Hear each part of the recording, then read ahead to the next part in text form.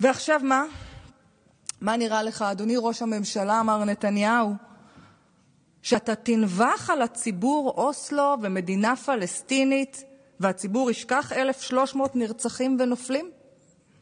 שנשכח לך את נאום בר אילן, מר נתניהו? או שנשכח לך את נאום וואי? אחרי שאתה התחייבת בעצם לממש את הסכם אוסלו. אתה, מר נתניהו, ויתרת על חברון. אתה, מר נתניהו, חיבקת את ערפאת. אתה, מר נתניהו, קראת לו שותף וחבר והתרגשת עד עמקי נשמתך כשהוא איחל לך מזל טוב ליום הולדתך. את המחליף של ערפאת, אגב, אתה הזמנת אליך הביתה לביקור ולארוחת ערב. וואלה, המשותפת לא פועלת כמוך. אתה, אדוני ראש הממשלה, באמת חושב שמישהו ישכח לך את זה?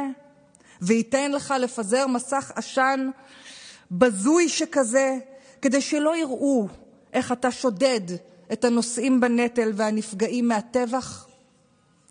מי האמין, ביבי, שאחרי שהפכת להיות סייען חמאס ומימנת אותו, אתה עושה בשבילו כעת את העבודה ופוגע, הלכה למעשה, באלו שנלחמים נגדו.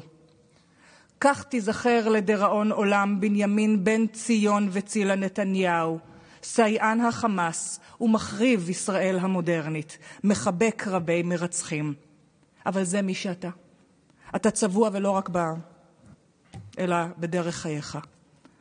אתה באמת חושב באיזשהו תסריט שאחרי שהבאת עלינו שואה, מישהו בליכוד או בעם ישראל יאפשר לך להגיע לתקומה